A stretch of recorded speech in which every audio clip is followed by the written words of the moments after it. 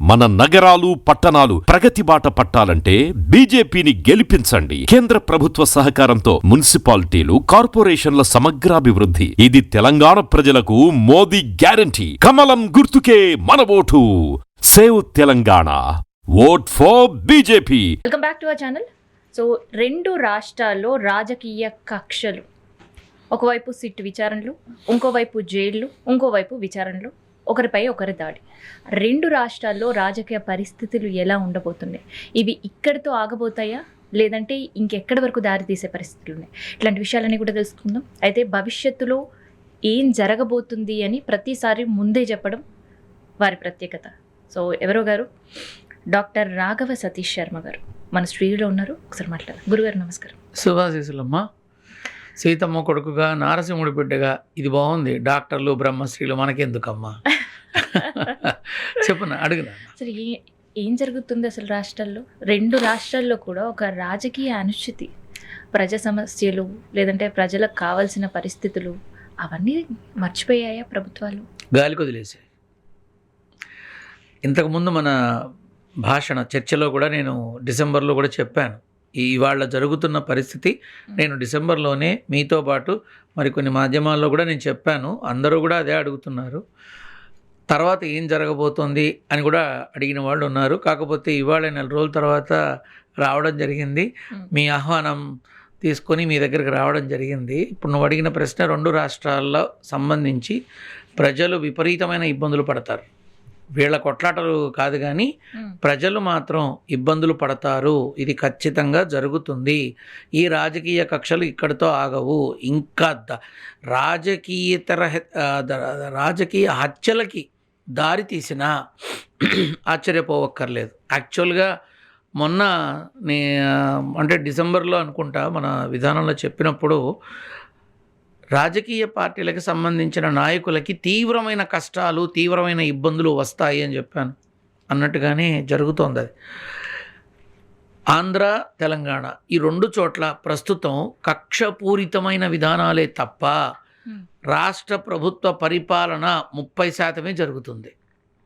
ఎందుకంటే దృష్టి మొత్తం కేసులు, గొడవలు, కొట్లాటలు, దీనికి తోడా దిక్కుమాలినవన్నీ వీడియోలు తీసి ఆ యూట్యూబ్ ఛానల్స్లో పెట్టడాలు, ఇదే జరుగుతుంది. ఇంతకు మించి ఏం జరుగుతుంది? ఇప్పుడు రాష్ట్ర ప్రభుత్వానికి, అంటే ఆంధ్ర రాష్ట్ర ప్రభుత్వంలో తీసుకుంటే, నేను గతంలో కూడా చెప్పాను, వైసీపీ అనే పార్టీని పూర్తిగా భూస్థాపితం చేయాలి. వైసీపీ నాయకుల్ని ఖచ్చితంగా, ఇప్పుడు అక్కడ రెడ్ బుక్ రాజ్యాంగం అని అంటారు. ఆ రెడ్ బుక్లో ఏముంది?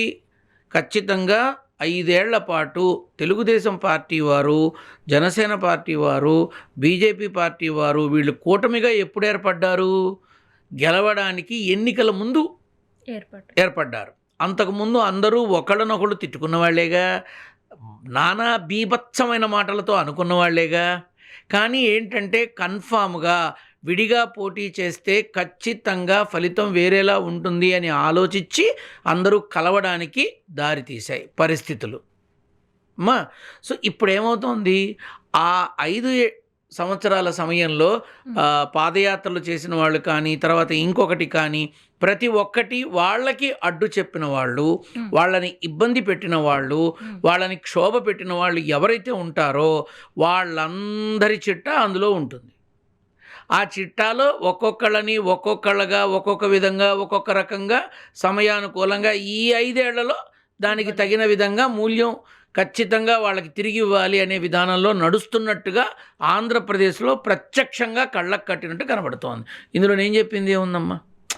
నేను ఏ పార్టీకి సంబంధించిన వాడిని కాదు, చాలా ఖచ్చితంగా నిజం మాట్లాడతా. మొన్న జరిగిన గొడవల్లో మీరు చూస్తే ఒక ఎమ్మెల్యే అలా చేయొచ్చా? రెచ్చగొట్టే విధంగా చెయ్యొచ్చా? అసలు రాజకీయాలు ఇంత నీచానికి దిగజారచ్చా? మరి తప్పు ఎవరు చేసినా ఖచ్చితంగా దండిస్తాము, వాళ్ళని వదిలిపెట్టము అని చంద్రబాబు నాయుడు గారు అన్నారు. చేసిందంతా ఏమిటి మరి? ఇప్పుడు మీ తెలుగుదేశం కార్యకర్తలు, మీ తెలుగుదేశం అభిమానులు, మీ నాయకులకి సంబంధించిన వాళ్ళు అందరూ కలిసి చేసింది ఏమిటి? మరి చంద్రబాబు నాయుడు గారు మరి ఎందుకు దీని మీద ఒక ఆలోచన చేయలేదు? సో ఇది గమనించాలి అందరూ. ఎవరు తప్పు చేసినా ఉపేక్షించను, ఎవరు తప్పు చేసినా ఊరుకోను అని కళ్యాణ్ బాబు అన్నా, లోకేష్ బాబు అన్నా, చంద్రబాబు గారు అన్నా, మరి వైసీపీ నాయకుల మీద జరుగుతున్న దాడిని వీళ్ళు ఎందుకు ఆపట్లేదు? ఎందుకు దారుణాతి దారుణంగా పెట్రోల్ బాంబులు కానీ, కర్రలు కానీ, ఆస్తి విధ్వంసం కానీ ఇవన్నీ జరుగుతుంటే మరి కళ్ళ ముందు పొరలేమన్నా ఉన్నాయా? మీరేగా అన్నారు, రాష్ట్రంలో ఎక్కడ ఒక అన్యాయం జరగనివ్వను, ఒక తప్పు జరగనివ్వను, ఏ రకమైనటువంటి విధ్వంసం కలగనివ్వను, ఊరుకోము, ఉక్కు పాదం మోపేస్తాం, తాట తీసేస్తాం. అబ్బో, అసలు తెలుగు సినిమా డైలాగులన్నీ వాడారు మొత్తం అందరూ కలిసి. మరి ఏం జరుగుతోంది? పార్టీలకు అనవసరం మనకి. ఇప్పుడు ఎమ్మెల్యేలు శాసనసభలో ప్రజలకి ప్రతీక, ఆ నియోజకవర్గ ప్రజలకి ప్రతీక ఆ శాసనసభ్యులు. వాళ్ళు ఎంత హుందాగా ఉండాలి, రాజకీయాలలో ఎంత చక్కటి విధానం తీసుకురావాలి, మందిని. ఇప్పుడు వాళ్ళు ఇప్పుడు కోపంలో కొన్ని అంటాం మనం. నేను అననా, నాకేమన్నా తక్కువ? నాకు ఆవేశం కోపం చాలానే ఉండి చచ్చాయి. ఒక్కొక్కసారి కోపంలో నేను మాట్లాడతా. But it doesn't mean that దాన్ని వెనక్కి తీసుకున్నారా లేదా, మళ్ళీ క్షమాపణ చెప్పారుగా. చెప్పినా కూడా ఇది ఏమిటంటేనమ్మా, మన గడచిన సంవత్సరంలో మనం తిరుపతి లడ్డు గురించి కూడా మాట్లాడినప్పుడు చాలా క్లియర్గా చెప్పా, అన్ని మాధ్యమాల్లో చెప్పా, లడ్డూలో కల్తీ అనేది లేదు, ఇది కేవలం రాజకీయ పరమైన విధానం తప్ప లేదు అని చెప్పా. రిపోర్ట్ ఏమొచ్చిందమ్మా? ఇప్పుడు సపోజ్ మరి ఈ కెమికల్సు, బాత్రూము మెటీరియల్ తీసుకొచ్చి ఇవన్నీ అన్నారు కదా, కాసేపు అనుకుందాం. మరి 5 సంవత్సరాలుగా తిరుమల బాలాజీ ప్రసాదం లడ్డూ తీసుకొని తిన్న వాళ్ళంతా ఏమయ్యారు? వాళ్ళకి ఏమైనా రోగాలు వచ్చాయా? రొస్టులు వచ్చాయా? హాస్పిటల్ పాలయ్యారా? ఏమయ్యారమ్మా? అంటే ఇక్కడ ఒక కెమికల్ కనుక అతీతంగా ఉండే దేవుళ్ళను కూడా వాడుకుంటున్నారు, పూర్తిగా వాడుకుంటున్నారు. రాజకీయ పరమైన విధానంలో భగవంతుణ్ణి కూడా నిస్సిగ్గుగా వాడుకుంటున్నారు. సింహాచలంలో గోడ పడిపోయి చచ్చిపోయారు, ఏమైంది? అన్నవరం ప్రసాదం ఎలకలు, పురుగులు కళ్ళకు కట్టినట్టు కనబడుతున్నాయి. ఎవరు మాట్లాడారు? మరి ఇంత దారుణం. నేను ఆ రోజే చెప్పా, లడ్డూలో పోటులో లడ్డూ కలిపేటప్పుడు ఎవరన్నా ఒక్కడన్నా మంచివాడు ఉండడా? అంత దుర్మార్గులేనా? ఆ రోజు తప్పు జరిగితే బయటకు వచ్చి చెప్పకుండా ఉంటారా? అంత దుర్మార్గులేనా? ఆ 5 సంవత్సరాల పాటు జగన్ పట్టు వస్త్రాలు ఇవ్వడానికి మంచివాడయ్యాడు, అన్ని కార్యక్రమాలకి మంచివాడయ్యాడు. ప్రతిపక్షంలోకి రాగానే ఎన్ఓసి ఇవ్వాలి అన్నారు. ఇది రాజకీయ కక్ష కాకపోతే ఏమిటమ్మా? ఇప్పుడు నన్ను మీరు జగన్ అభిమాని అనుకున్నా, వైసీపీ కుక్క అనుకున్నా నేనేమీ బాధపడను. నేను నిజమే మాట్లాడతా. అయితే గురుగారు, ఇక్కడ సరే మాట్లాడే వాళ్ళందరూ పక్కా పొలిటీషియన్స్ అనుకుందాం, కానీ పవన్ కళ్యాణ్ గారు ధర్మం, హిందూ ధర్మం రక్షకుడిగా నేనున్నాను అన్నారు. మరి నా కళ్ళెదుటిగా ఇన్ని దాడులు జరుగుతున్నాయి, ఇంత విధ్వంసం జరుగుతుంది, ఒక వెంకన్న లడ్డు పైన ఒక రాజకీయం జరుగుతుంది.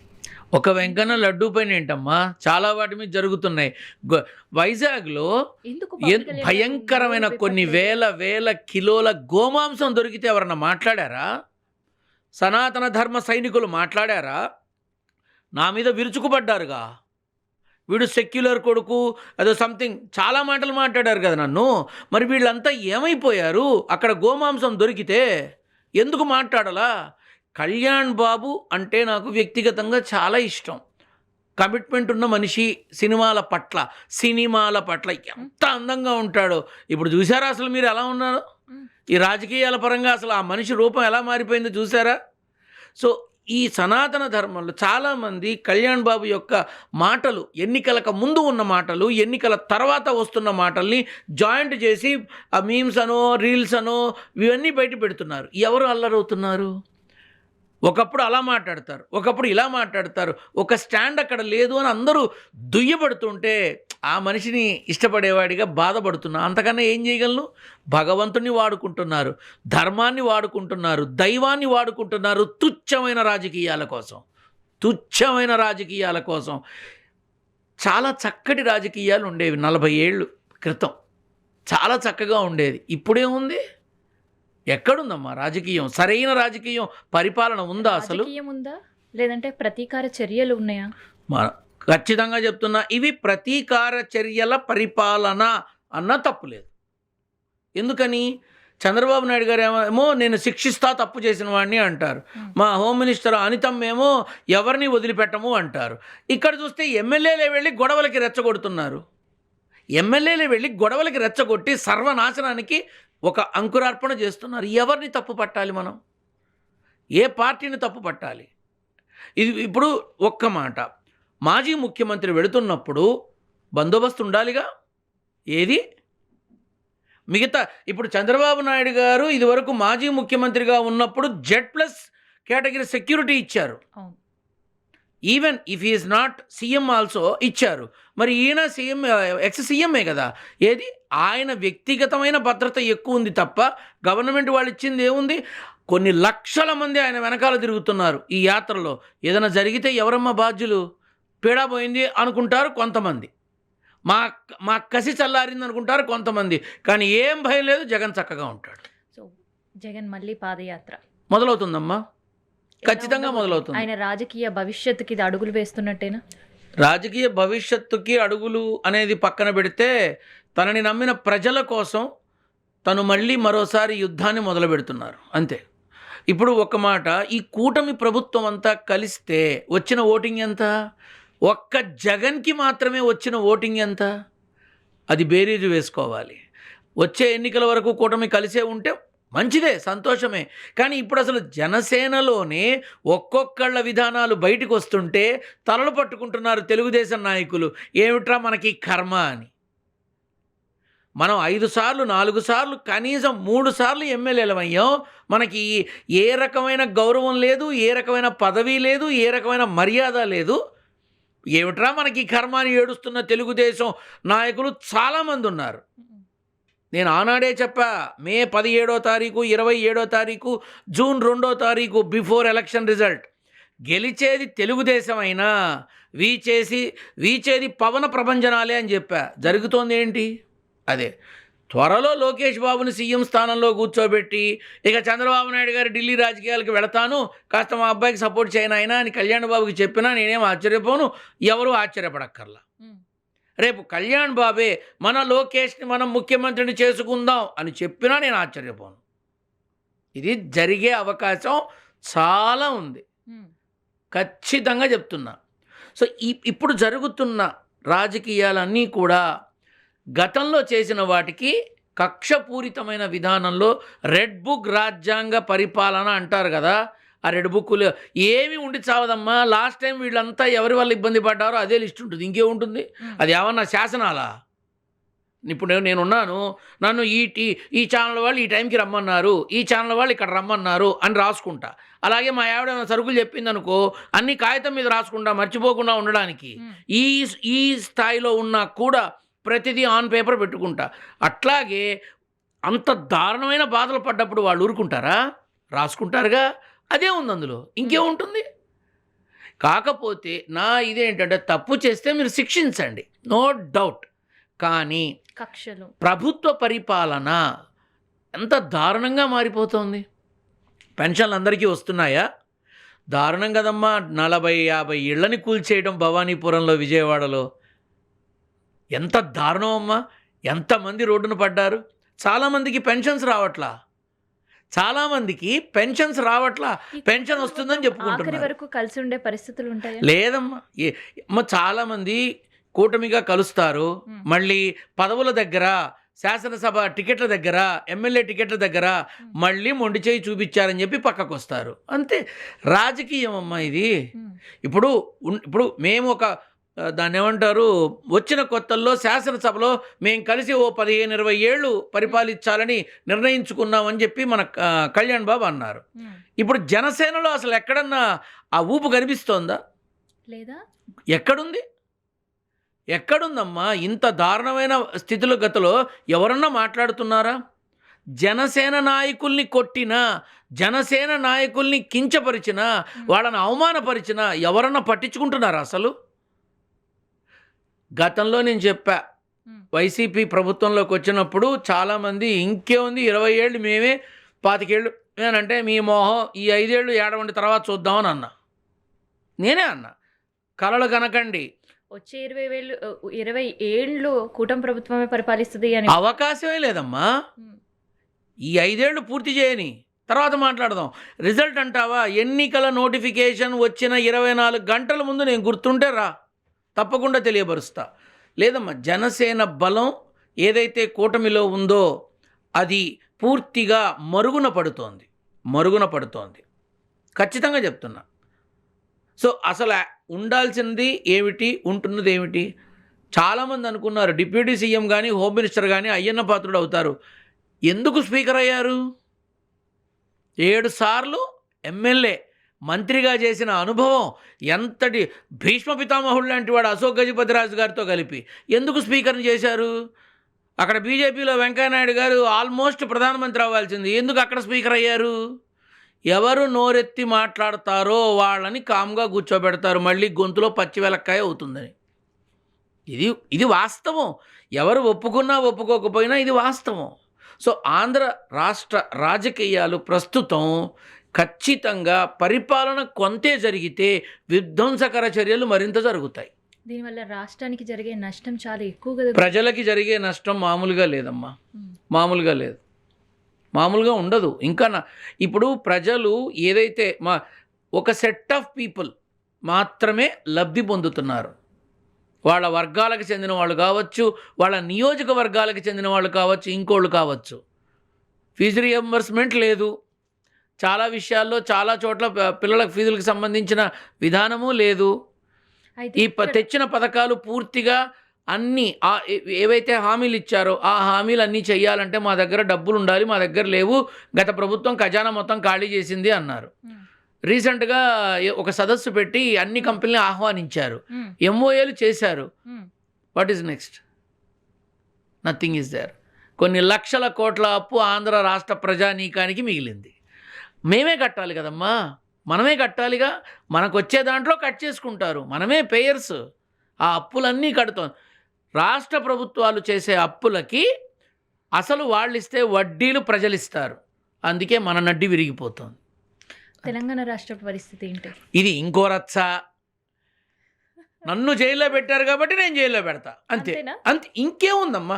ఒక్క మాట, ఒక మనిషి కొన్ని సంవత్సరాల పాటు తెలంగాణ రాష్ట్రం కోసం నడుం బిగించి తన పదవుల్ని హోదాల్ని అన్నీ పక్కన పెట్టి పరిపూర్ణమైన శ్రద్ధతో తెలంగాణ జాతి మొత్తం ఏకం చేసి బక్క పలచని శరీరంతో నడవలేని ఆ మనిషి, మాట్లాడలేని స్థితిలో ఉన్నా కూడా అసువులు బాస్తానేమో కానీ నా అడుగు వెనక్కి పడదు అని చెప్పి తాను మరణశయ్య మీద కూర్చొని రాష్ట్రాన్ని తీసుకొచ్చిన వ్యక్తి కేసీఆర్. అటువంటి మనిషిని ఈ తెలంగాణ రాష్ట్రం మర్చిపోతుందా? ఇవాళ తెలంగాణ రాష్ట్రానికి ముఖ్యమంత్రులు, తెలంగాణ రాష్ట్రానికి మంత్రులు, తెలంగాణ రాష్ట్రానికి అది ఇది ఈ పదవులన్నీ రాగడానికి కారణం ఎవరు? ఒకసారి ఆలోచించాలి. ఆనాడు కేసీఆర్ గనక అడుగు ముందుకు వేసి ఈ ఉద్యమానికి ఊపిరి పోసి తీసుకురాకపోతే తెలంగాణ రాష్ట్రం ఉందా? మీరేమో అంత గొప్పగా చెప్తున్నారు, కనీసం కేసీఆర్ గారు తెలంగాణ రాష్ట్ర సాధన చేసిండ్రు కాబట్టి రాష్ట్రం ఏర్పాటు చేయడానికి ఆయన వంతు ఏం చేయాలని. నేను గొప్పగా జాతి పిత అంటే కూడా ఆయన పిత కాదు. నేను చెప్తున్నా, నేను చెప్పడం ఏంటమ్మా, గొప్పగా చెప్పడం ఏంటి? ఇట్ ఈస్ ఇప్పుడు నిప్పుని నిప్పు అని అంటాంగా, అంతే. కాదు అని మనం టచ్ చేయమను దాన్ని. ఇది కేవలము కక్షపూరితమైన విధానమే అని అనుకోవాలి మనం. అందరికీ తెలుసమ్మా, నేను మాట్లాడి చేస్తాను, కొంతమంది మాట్లాడి చావరు, అంతే తేడా. ఇప్పుడు టీఆర్ఎస్ ఇంకోట పక్కన పెడదాం. తన వల్లే ఇవాళ రాష్ట్రానికి రేవంత్ రెడ్డి అయినా ముఖ్యమంత్రిగా ఉన్నాడు. లేకపోతే తన వల్లే ఈరోజు తెలంగాణ రాష్ట్రానికి అందరూ మంత్రులు అయ్యారు. లేకపోతే కేసీఆర్ అంటే భయమేసే ఆ రోజు తెలంగాణని అనౌన్స్ చేశారు. ఈ రాష్ట్రం ఇంకెక్కడ మొత్తం శ్మశానం అవుతుందన్న భయంతో, ఇంకెంతమంది ప్రాణాలు పోతాయన్న భయంతో అప్పటికే 1000 మంది దాటిపోయారు. మరణత్యాగం చేసిన వాళ్ళు 1000 మంది దాటిపోయారు. సో ఇవన్నీ చూసి ఆ ఉద్యమానికి భయపడి ఆ రోజు అనౌన్స్ చేశారు. మరి కేసీఆర్ తీసుకొచ్చిన రాష్ట్రమే జాతిపిత, ఉత్తపిత, ఆ పిత, ఈ పిత, ఇవన్నీ నాకు అనవసరం. తెలంగాణ జాతికి పిత అని అన్నప్పుడు ఎస్ రాష్ట్రం.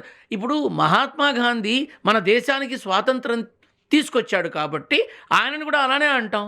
మరి తెలంగాణ రాష్ట్రానికి స్వాతంత్రం తీసుకొచ్చిన వాడు కాబట్టి జాతిపిత అంటాం. ఇప్పుడు వాళ్ళు ఒప్పుకున్నా ఒప్పుకోకపోయినా రాజ్యాంగంలో కానీ భారతావని చరిత్రలో కానీ ఈ రాష్ట్రంలో కానీ ఎవరి పేరుంటుంది?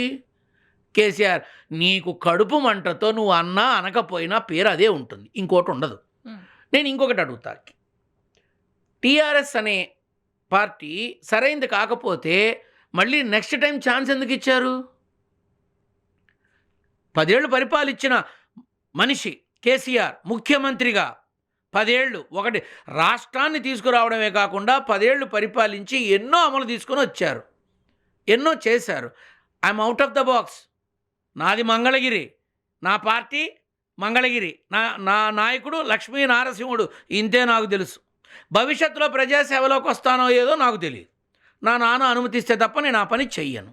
కానీ నిజం మాట్లాడుతా, రాష్ట్రాన్ని తెచ్చిన జాతిపిత, ఎస్, వాళ్ళందరి దృష్టిలో ఆయన జాతిపిత, 10 ఏళ్ళు పరిపాలించిన ముఖ్యమంత్రి, ఎస్. ఇవాళ ఏదో చిన్న గాలి టీ కప్పులో తుఫాన్లమ్మ ఇవన్నీ కూడా. రేపు జాగృతి అని ఒక పార్టీ పెట్టి మన కవితమ్మ ఓ 10 చోట్ల 12 చోట్ల పోటీ చేసిందే అనుకుందాం. తర్వాత టీఆర్ఎస్ వాళ్ళు కొన్ని వీళ్ళంతా కలిసి రేపు రాష్ట్ర ప్రభుత్వాన్ని తీసుకొస్తే అంతే కదా. ఇప్పుడు ఈ సిట్టు విచారణని ఖచ్చితంగా జైలుకి పంపే తీరుతామని ఇట్లాంటివన్నీ కూడా వినిపిస్తున్నాయి. మరి నిజంగానే టీఆర్ఎస్ వాళ్ళు వెళ్ళే ఒకటి కేటీఆర్కి వెళ్ళిన అంటే హరీష్ రావు వీళ్ళంతా ఎవరైతే ఉన్నారో వీళ్ళు వెళ్ళడానికి సిద్ధమయ్యే మాట్లాడుతున్నారు. ఇది కేవలం ఆ రోజు తప్పులు చేసి వాళ్ళు వెళ్ళాల్సి వచ్చిన స్థితి వచ్చింది, వాళ్ళు వెళ్ళారు, ఇప్పుడు వాళ్ళు కక్ష తీర్చుకుంటున్నారు. ఈ క్లారిటీ వాళ్ళకు ఉంది. 4 గోడల మధ్య కూర్చొని తరువాత ఏ రకమైన విధానంలో మనం అడుగులు పడాలి అనేది మనకి ఇది ఒక మంచి అవకాశం కాబట్టి వెళ్ళి హాయిగా కూర్చొని డిస్కస్ చేసుకుందాం అని అనుకుంటున్నారు తప్ప ఎవడమ్మా భయపడేది? ఓటుకు నోటు కేసులో మన తెలంగాణ రాష్ట్ర ముఖ్యమంత్రిగా ఉన్న రేవంత్ రెడ్డి ఏమైంది? కాబట్టి జైలుకి వెళ్ళొచ్చిన వాళ్ళు ఖచ్చితంగా ముఖ్యమంత్రి అవుతారు. ఈ ముద్ర పడిపోయింది తెలంగాణలో, ఆంధ్రాలో. సో దానికి తగ్గట్టుగా మేము వెళ్తామంటున్నారు. నాకు అవకాశం లేదు, లేకపోతే నేనే అయ్యేవాడిని. దాన్ని ఉంది, part of A jokes in our life. కానీ ఒకటి మాత్రం చెప్తున్నాను, ఈ సిట్లు, ఈ విచారణలు ఇవన్నీ ఏం ఉండదమ్మా. ఫైనల్గా ఏముంటుంది? వాళ్ళు మళ్ళీ వస్తారు, మళ్ళీ మొదలు పెడతారు. మా అపర చాణక్యుడు కేసీఆర్ గారు తక్కువ అంచనా వేయకూడదు. బీఆర్ఎస్ బదులు టీఆర్ఎస్గానే ఉంటే బాగుండేది. అంటే కొన్ని శాస్త్రాలకి అనుగుణంగా అనుకో, వేరే అనుకో, ఆ పేరు టీఆర్ఎస్గానే ఉంటే బాగుండేది. బట్ ఓకే, అది వాళ్ళ ఇష్టం, నేను మాట్లాడకూడదు. కానీ ఏంటంటే కేసీఆర్ కనుక ఆలోచన చేస్తే ఆయనంతటా ఆయన నిర్ణయం తీసుకుంటాడు. ఆ నిర్ణయం మాత్రం నిప్పంటిస్తుంది అందరికీ, ఖచ్చితంగా. అంత తేలిక కాదమ్మా. కాంగ్రెస్ పాలన ప్రారంభమైన తర్వాత అంతకు ముందు ఉన్నటువంటి విలువ, అంతకు ముందు ఉన్నటువంటి స్థాయి భూములకి లేదు. ఇప్పుడు అవకాశాలు లేవు, అందరు ఆపేస్తున్నారు. నా దగ్గరికి ఎంతమంది వచ్చారు? ఎంతమంది? ఒకళ్ళ నేనేదో నోటుకొచ్చిన మాట మాట్లాడట్లేదమ్మో, నా దగ్గర అంత మొత్తం లిస్టు ఉంది, అన్నీ ఉన్నాయి, కాబట్టి చూపిస్తాను మీకు. నేను చెప్పేది సొల్లో నిజమో మీకే అర్థమవుతుంది. ఎందుకు మీ దగ్గర రావటం? అడుగుతారు కదా, గురుగారు ఇప్పుడు రియల్ ఎస్టేట్ మొదలు పెట్టచ్చా, అంతా ఇలా ఉంది, కన్స్ట్రక్షన్ మొదలు పెట్టచ్చా, గురుగారు మేము మొదలు పెట్టాం, ఏది అమ్ముడు పోవట్లేదు, అంతే. అడుగుతారు కదా, మంచి చెడు అడుగుతారు నన్ను. అవును, ఖచ్చితంగా అడుగుతారు. రాజకీయ పార్టీలకు అతీతంగా అందరూ నాయకులు నా దగ్గరకు వస్తారు, చీఫ్లే వస్తారు. ముఖ్యమంత్రి స్థాయిలో, స్పీకర్ స్థాయిలో, గవర్నర్ స్థాయిలో వాళ్ళకి మాత్రమే నేను వెళతాను. ఇక ఎవరి దగ్గరికి నేను పోను. ఎందుకంటే నేను వాళ్ళని గౌరవించాల్సిన బాధ్యత నాకుంటుంది. వాళ్ళని గౌరవించాలి నేను. నా అవసరం ఉన్నవాళ్ళు నా దగ్గరకు వస్తారు కదమ్మా, లేని వాళ్ళు ఎందుకు వస్తారు? సో చాలా ఇబ్బందుల్లో ఉన్నారు రియల్ ఎస్టేట్ చేసేవాళ్ళు. ఈ లెక్క రియల్ ఎస్టేటు అంటే భూములకి సంబంధించి, కట్టడాలకి సంబంధించి, వ్యవసాయ భూములకి సంబంధించి ఎవరు సంతోషంగా లేరమ్మా, ఎవరు ఇప్పుడు అంతెందుకు, ఎన్ని మన గచ్చిబౌలి, మోకిల, కోకాపేట, శేర్లింగంపల్లి ఈ సైడ్ అంతా కూడా కట్టేసి అమ్ముడు పోక చాలామంది ఉన్నారు. Because of rules and regulations are different. And కడితే సపోజు ఎవడు కొలుస్తాడు వచ్చి? భయం. హైదరాబాద్లో తప్ప, తెలంగాణలో అన్ని చోట్ల కాంగ్రెస్ వచ్చింది, హైదరాబాద్లో తప్ప 99% హైడ్రా ఎక్కడా పనిచేయట్లా. మీరు ఎంక్వైరీ చేసుకోండి. అవును, అది వాస్తవం. హైడ్రా అనేది హైదరాబాదు మన రంగారెడ్డి జిల్లాలోనే అత్యంత ఉత్సాహంతో ఉంది. తెలంగాణ మన టీఆర్ఎస్ వాళ్ళు ఉన్నారనుకోవచ్చుగా, మిగతా చోట్ల ఎక్కడ హైడ్రా అంత లేదు. మొన్న ఈ మధ్య ఏదో విన్న వరంగల్లో కూడా వచ్చారు అని, మంచిది, సంతోషం. ప్రభుత్వానికి భూములు దక్కిచ్చారు, చాలా ఆనందం. కానీ హైదరాబాదులో పనిచేస్తున్నట్టు అన్ని చోట్ల చేయాలిగా, ఎందుకు చేయట్లా? అసలు ఈ ఇంపాక్ట్ ఇప్పుడు రాబోయే మున్సిపల్ ఎలక్షన్స్, కార్పొరేషన్ ఎలక్షన్స్ పైన మిశ్రమ స్పందన వస్తుంది, ఖచ్చితంగా మిశ్రమ స్పందన వస్తుంది. అంతా వార్ వన్ సైడ్ అనుకోవడానికి లేదు. కొన్ని నియోజకవర్గాల్లో వన్ సైడ్లో ఉంటుంది, కొన్ని నియోజకవర్గాల్లో పార్టీకి ఫేవర్గా ఉంటుంది. కానీ మిశ్రమ స్పందనకి అవకాశం ఉంది. అది నేను లాస్ట్ టైం కూడా మీ దగ్గర సెప్టెంబర్లో అనుకుంటా చెప్పాను. మీరు అడిగారు జూబ్లీహిల్స్ ఏంటి అంటే, ఎట్టి పరిస్థితుల్లో నవీన్కే వస్తుంది టికెట్టు, నవీన్ గెలుస్తాడు, అధ్యక్ష అని శాసనసభలో అంటాడు అని అన్నా. నేను చెప్పిన దాన్నిను ఆ రోజు అసెంబ్లీలో నవీన్ అధ్యక్ష అన్న దాన్ని రెండు యాడ్ చేసి చాలామంది దాన్ని ఏదో అంటారు కదా, ఏదో అంటారు, ట్రోల్ అది చేసి పంపించిన వాళ్ళు ఉన్నారు. ఇప్పుడు ఈ ఎలక్షన్స్లో జనాల వ్యతిరేకత, ఇబ్బందులు ఇవన్నీ కూడా ప్రతిపక్ష పార్టీకి ప్లస్ అయ్యే అవకాశం ఉంటుందా? మరి ప్రతిపక్ష పార్టీకి ప్లస్ అవుతాయి, అలాగే కొన్ని మన ఆధ్యాత్మికంగా కొన్ని బీజేపీ పార్టీకి ప్లస్ అవుతాయి. అది కానీ మిశ్రమ స్పందన కన్ఫర్మ్. ఊడ్చేస్తాం, తుడిచేస్తాం. మన సర్పంచ్ ఎన్నికల్లో కూడా చెప్పా, అసలు బీఆర్ఎస్ రాదు అన్నారు, ఉండవు అన్నారు. ఎంతమంది గెలిచారమ్మా? 400 ఎంతమంది? నాకు ఇంతమంది వచ్చారా అని అనుకున్నా నేను. మార్పు అనేది ఒక్కసారి మొదలైతే ఒకేసారి రాదు, స్టెప్ బై స్టెప్ వస్తుంది. కానీ నేను భయపడేది ఒకటే, కేసీఆర్ కనుక అరెస్ట్ అయితే వాట్ నెక్స్ట్, ఎన్ని రోజులు మనం ఇబ్బంది పడాలి అని. అరెస్ట్ అయ్యే అవకాశం ఉందా?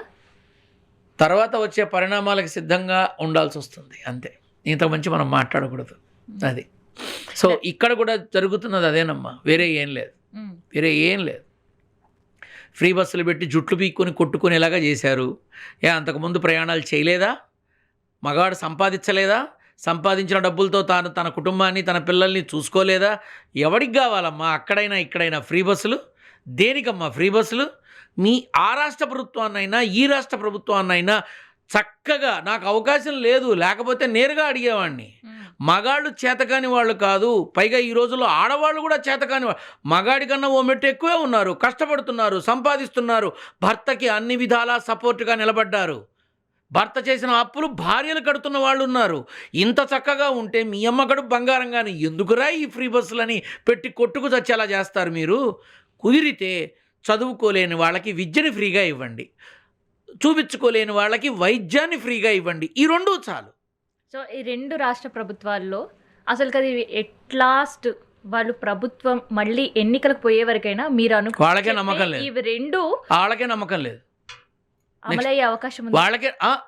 ఇంకొకటి ఖచ్చితంగా ఆంధ్ర రాజకీయంలో అంటే ఎన్నికలు సపోజ్, నేను మళ్ళీ అప్పుడు చెప్తా కానీ ఇప్పుడు చెప్పను, చెప్పే ఆలోచన లేదు. కానీ ఒక సగటు మనిషిగా చెప్తున్నా, జగన్ మళ్ళీ ప్రభుత్వం తీసుకొస్తే ఫీజు రియంబర్స్మెంట్ ఉంటుంది, ఆరోగ్యశ్రీ డెవలప్ అవుతుంది, అంటే వైద్య రంగం డెవలప్ అవుతుంది, పేదవాడికి ఎప్పుడే స్థలాలు ఎక్కడైతే ఇచ్చాడో అక్కడ ఇళ్ళు కూడా కట్టిస్తాడు. ఈ మూడు అక్కడ జరుగుతాయి. ఇక్కడ ఒకవేళ టీఆర్ఎస్ వస్తే మాత్రం 100కు 100 రాదు, కానీ టీఆర్ఎస్ వస్తే మాత్రం తిరిగి మళ్ళీ ఆకాశాన్ని అంటుతాయి భూముల రేట్లు. ఇప్పుడు కొనుక్కోవడం తేలిక, ఎందుకంటే తక్కువ రేటు. అప్పుడు ఎవరు కొనలేరు.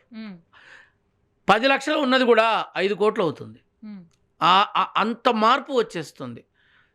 కానీ అది వస్తుందా రాదా, ఆ ఎన్నికల నోటిఫికేషన్ రిలీజ్ చేసినప్పుడు అవకాశం ఇస్తే మాట్లాడతాం.